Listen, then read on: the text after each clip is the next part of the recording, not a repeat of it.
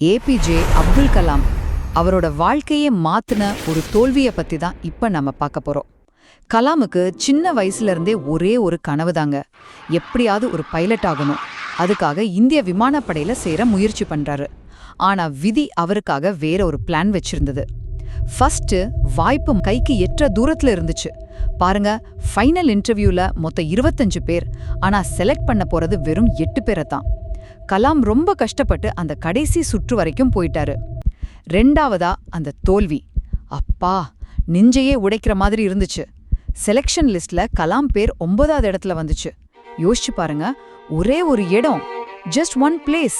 அவரோட கனவு மொத்தமா சிதைஞ்சு போச்சு. அந்த வழியில தான் அவர் ரிஷிகேஷ் வரைக்கும் போறாரு. ஆனா கடைசியா அந்த தோல்வி தாங்க ஒரு புது தொடக்கமா மாறுச்சு. பைலட் ஆக முடியலங்கிற அந்த நொடியில தான் அவர் பாதுகாப்பு ஆராய்ச்சி மற்றும் மேம்பாட்டு நிறுவனத்துல, அதாவது DRDOல சேர்றாரு. அதுக்கப்புறம் நடந்தது தான் வரலாறு. அவர் தான் நம்ம ஏவுகணை மனிதன், அப்புறம் நம்ம குடியரசுத் தலைவர். ஒருவேளை அவர் பைலட் ஆகியிருந்தா நமக்கு ஏவுகணை மனிதன் கிடைச்சிருப்பாரா? சில சமயம் ஒரு கதவு மூடினா அது ஒரு பெரிய உலகத்துக்கான வாசலை திறக்கத்தான். இதை மட்டும் மறக்காதீங்க.